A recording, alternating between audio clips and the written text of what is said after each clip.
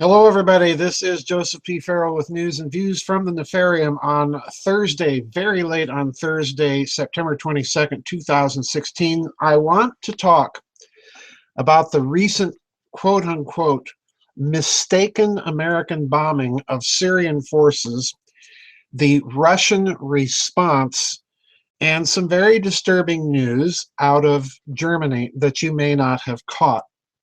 I'm doing this because I don't know about you, but I'm just about fed up with this mainstream Washington, D.C. narrative that everything going on in Syria, or for that matter, the Ukraine, is Russian aggression. Because I think by now it's fairly clear to those of you who've been following the alternative media that the United States has been propping up ISIS. And now it's a matter of official policy by essentially, I think, a criminal government to bring in and import refugees ad nauseum and importing the worst kind of potential for terrorist activity in Europe and in the United States. So in other words, there is a global agenda going on here, and Russia is calling a halt to it.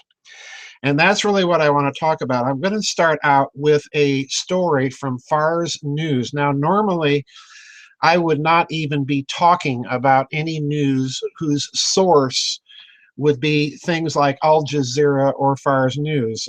I have about as much use for those news sources as I do for CBS, CNN, Fox, and so on and so forth.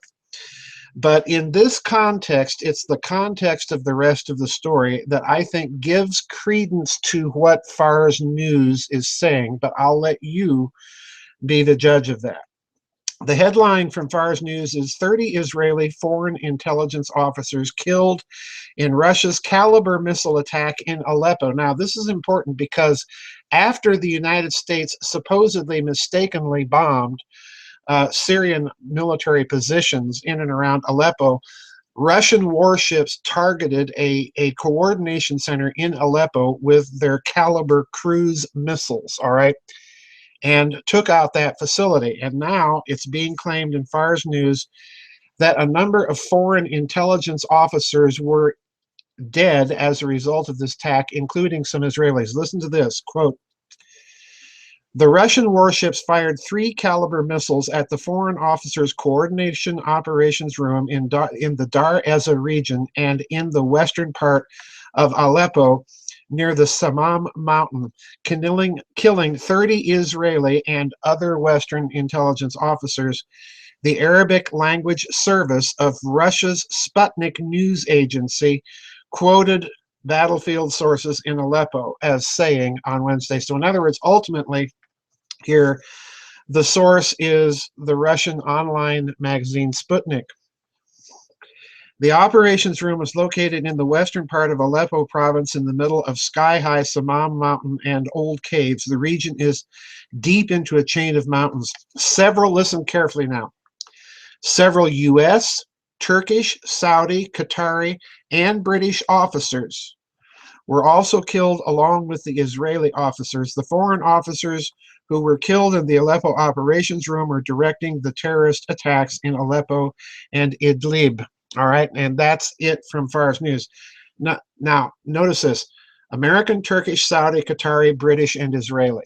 So in other words, a who's who of the countries who are fronting for Mr. Global and all of these destabilization efforts. All right, now let's turn to the Daily Informer, a very lengthy article there, and I'm going to be reading several paragraphs from this article because I believe this is very, very important. This article is titled, "Russia Issues New Rules of Engagement in Syria. Any aircraft threatening the Syrian army will be shot down." Now, folks, that means American, British, Israeli, Turkish, Saudi, Qatari, whoever. Russia says you're now fair game.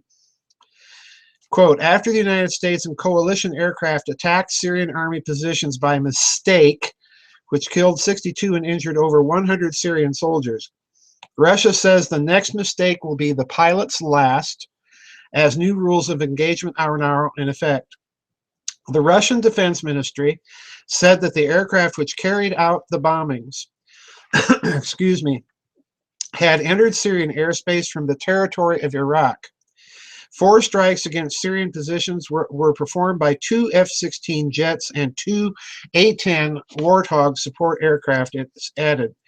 If the airstrike was caused by the wrong coordinates of the targets, then it's a direct consequence of the stubborn unwillingness of the American side to coordinate with Russia in its actions against terrorist groups in Syria, Konashenkov stressed. Now, this is a Russian Defense Ministry spokesman, all right? The Defense Ministry also confirmed a report by Sana that an Islamic State offensive began right after the Syrian army positions were hit from the air. In other words, it was coordinated.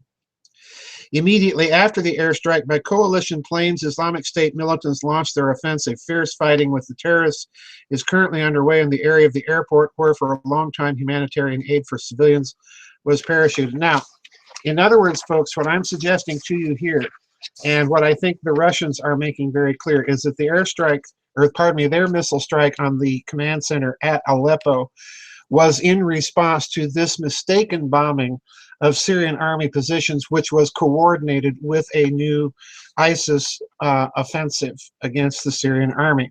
All right. Now, this is where it gets interesting. This is where the narrative begins to break down. And again, folks, I got to be quite honest with you. I'm trusting the Russian version of events here more than I am the American. All right. Quote, the U.S. says its attack stopped as soon as Russia notified the American side that they had been hitting the Syrian military. But that does not fit the facts.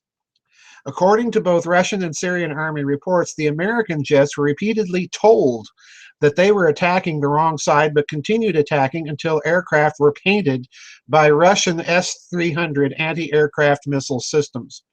It was only after the surface-to-air missile locked onto the aircraft that they cut off the attack, unquote. Now, folks, I'll tell you why I personally have extreme difficulty viewing the American explanation as having been a mistake. Number one, if it were, then the Russian military would have done exactly what this article says they did, and that is repeatedly contact the Americans and say you're bombing the wrong targets. If the bombing continues, then you paint it with the anti-aircraft radar and target it for your anti-aircraft system. So in other words, the Russian version of the story here makes sense, the American does not. And the American does not make sense for yet another reason. And that reason is that you have, obviously now, today, with smart bomb technology and so on, you are reliant on satellites and global positioning, all right? And global positioning would have given the Americans precise knowledge of where the Syrian army was and where legitimate targets were.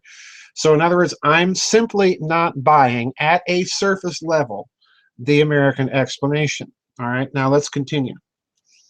Quote, after the attack, the U.S. told Russia and Syria that they would investigate how this mistake happened and report back. No report was forthcoming. So, pardon me, so both Russia and Syria requested and were granted an emergency meeting of the UN Security Council for the purpose of the U.S. explaining why it attacked the Syrian army. The meeting was convened over the weekend, but rather than provide an explanation, U.S. Ambassador to the UN, Samantha Powers, got up and walked out of the meeting. No explanation forthcoming from the U.S. And to me, folks, this is very ironic. I remember the days of Adlai Stevenson during the Cuban Missile Crisis, telling Vladimir Zorin, the Soviet ambassador, that the United States and the rest of the world would wait till hell froze over until the Soviet Union explained what was going on with the pictures in Cuba, which clearly showed Soviets basing nuclear weapons in Cuba. Now the shoe's on the other foot, and Russia is saying, we're going to wait for hell to freeze over. You owe us an explanation. And of course, the U.S. has none, gets up and walks out.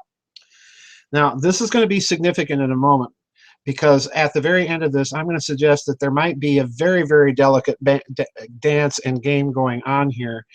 And Russia is trying in almost desperation to convince the United States you've got to start dealing rationally and sanely.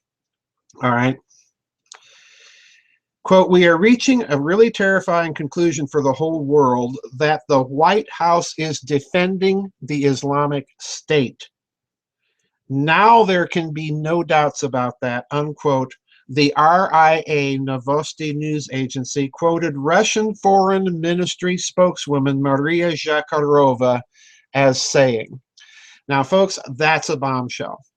The Russian Foreign Ministry is now coming right out and saying it is official White House all the way up to the top support in Washington, D.C.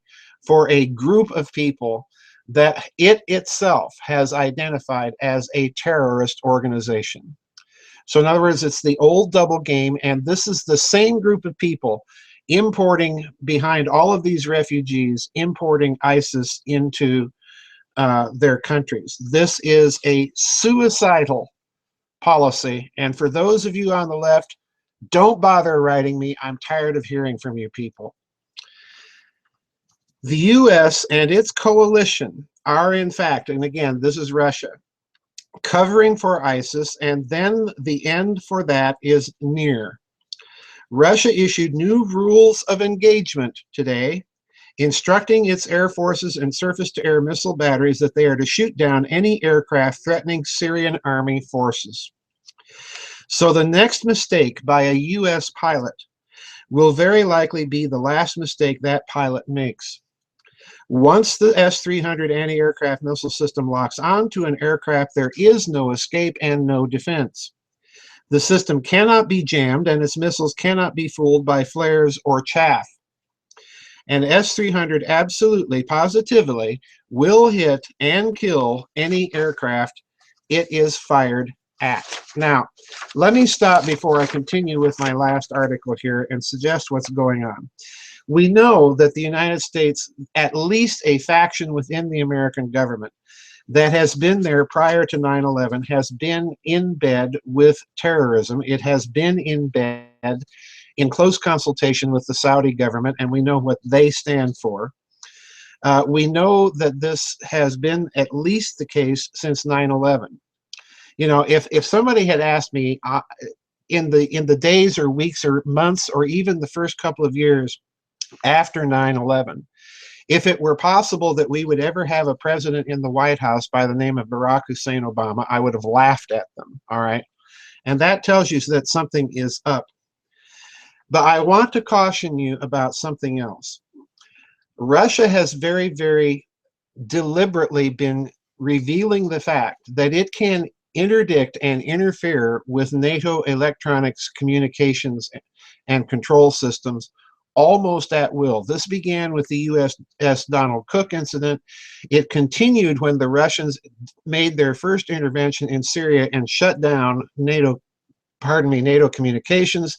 They are now claiming an ability to interdict satellite communications. And given the track record, you know, that's got to have the U.S. military rather concerned. So it is possible that the American airstrike may actually have been a legitimate mistake, with the Russians using that radar jamming capability to have the Americans bomb the wrong thing. Who knows? I don't know. I think that would have been very risky strategy for the Russians, since their Syrian, the Syrians are their allies, and if that had been even suspected, I suspect that we would have heard from the American government to that effect by now. All right. So what it looks like to me is that Russia is drawing the line. You do this again, we will protect the Syrian army. And if it's a mistake, it's a mistake. We will shoot you down. All right. Now, there have been lots of mistakes over there in Syria, not the least of which was the Turks shooting down that Russian fighter plane. So far, the Russians have exercised restraint. However, I want to caution you that with these new rules of engagement and with Russia striking that headquarters command center with caliber cruise missiles from its warships in the Eastern Mediterranean, they have just taken the gloves off. And that's a clear signal that they are willing to use force, deadly force, to defend their Syrian ally. So the game just got ratcheted up. Now, in this context, I want to conclude with an article that should give everyone pause, and I hope the neocon crazies in Washington, D.C. and in both political parties in this country, some pause. This is an article that was shared by RT. It appeared on Russia Today. And the headline of the article is "Stopped in Their Tracks. U.S. Army Fails to Make Top 3 in NATO Tank Challenge." I would actually have titled this article "Stopped in Their Tracks by Germany, Denmark, and Poland." All right, because this is what happened. Listen to this story. Quote, "American tank crews have failed to place in the Strong Europe Tank Challenge." And this incidentally is dated from May this year. So this is all the way back in May. But I dug this story up because I wanted you to hear what the problem is. All right. This story was sent to me by Mr. VT. "American tank crews have failed to place in the Strong Europe Tank Challenge, a competition co-hosted and sponsored by the U.S. Army Europe. The three-day event gathered the best NATO crews to compete against each other in a set of armored warfare tests. The Strong Europe Tank Challenge was jointly hosted from May 10th to 12th by the U.S. Army and the German Bundeswehr at the Grafenwehr training area in Germany. The three-day event involved crews from Denmark, Germany, Italy, Poland, and Slovenia, which each sent platoons of 4 tanks, and the United States, which sent 2 platoons of 4 tanks. So in other words, the United States gets to send 2 platoons, everybody else just gets to send 1. Okay? At the bottom of the article, listen to this. "The German tank team took top honors, followed by the Danish tank crew in second. Third place went to Poland. The teams representing the U.S. Army, the 2 teams representing the U.S. Army, which sponsored and advertised the event on social media, failed to make the top 3. Notably, all teams were allowed to use tanks of slightly different types. The German platoon brought Leopard 2A6s, one of the best NATO-developed tanks that features a modified turret, enhanced mine resistance, and a longer main gun barrel, and et cetera, et cetera." So in other words, the U.S. Army didn't place at all in its own sponsored competition. Tactically, operationally, this is not a good sign, folks. We're too busy worried about transgendered bathrooms in the U.S. military. And if you're going to start picking a conflict with Russia, you better think that policy through again. I really am just amazed at the insanity gripping Washington and the insanity gripping the U.S. military. We'd better think and take a step back from this neocon madness that has gripped the establishments of both political parties in this country. So that's it for today's news and views from the Nefarium. Don't forget, everybody, tomorrow afternoon at 2 p.m. U.S. Central Time, we have an African-European members vid chat. Hope to see a lot of you there. And the rest of you, will see you on the flip side. Bye-bye, and God bless.